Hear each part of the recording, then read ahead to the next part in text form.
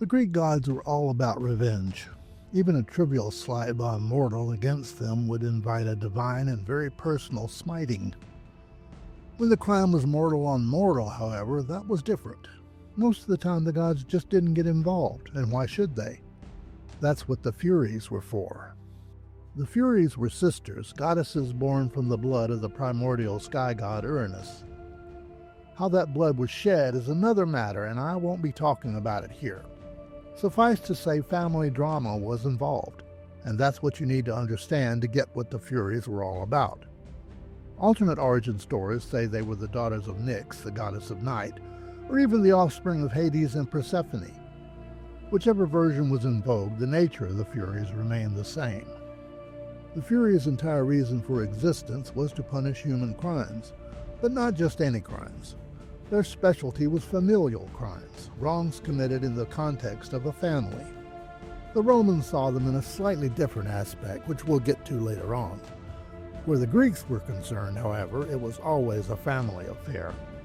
The Furies appeared as winged women with fierce countenances, whips, and snakes entwined in their hair, giving them a Gorgon-like appearance. Not that they did anything so merciful as turning their victims to stone. That would have ended their pain, and the Furies were not about mercy. They were about punishing you savagely and relentlessly for your crime until you had no choice but to make it stop by your own means, which were always the same and rather final. While the number of the Furies was often in dispute, 3 is the most widely accepted count, and those 3 were Alecto, whose name meant always angry, Tisiphone, meaning avenger of murder, and Megaera, which translates as jealous rage. Despite knowing their names, sensible Greeks seldom used them, at least not aloud. Instead, they were referred to collectively as the Eumenides, the kindly ones. Probably for the same reason wild fairies were often referred to as the fair folk or the good neighbors. You absolutely did not want to offend either one or even draw their attention. In a previous video, I mentioned the case of Clytemnestra, queen of Mycenae, who had her husband Agamemnon assassinated, and I'll put the link in the description. That would have made her a prime candidate for the Furies' wrath, only Agamemnon's son Orestes had already avenged his death. While Orestes just did what the Furies would have done anyway, there was a slight technicality. Though Clytemnestra was guilty of mariticide, the fact remains she was Orestes' mother.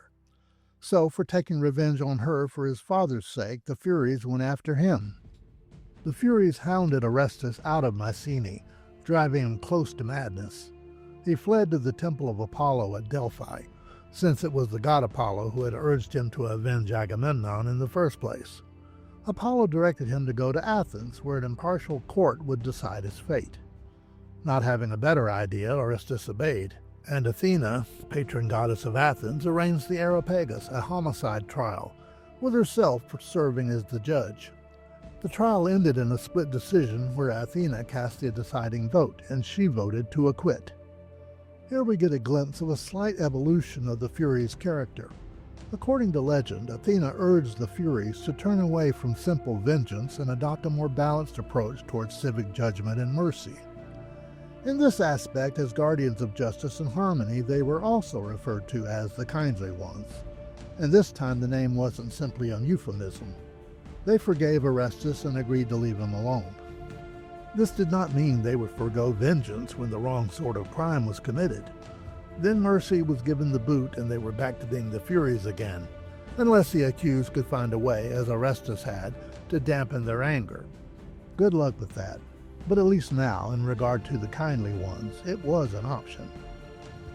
This was best illustrated in the case of Heracles. This great hero was the son of Zeus and a mortal woman.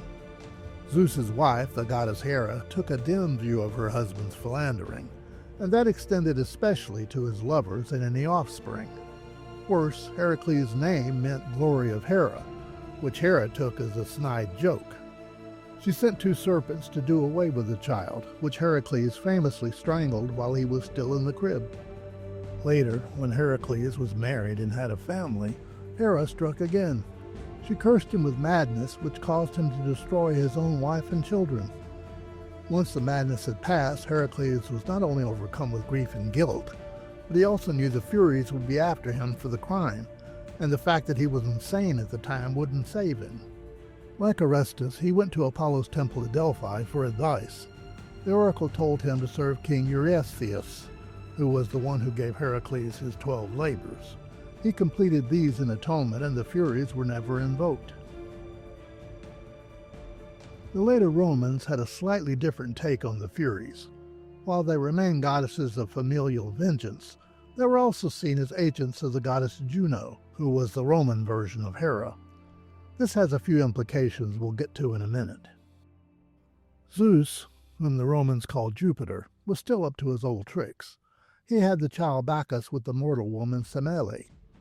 Juno dealt with Semele in her usual brutal fashion, leaving the infant Bacchus on his own. Semele's sister Ino and her husband Athamas raised Bacchus instead. Of course, Juno didn't give up, but this time she didn't act directly.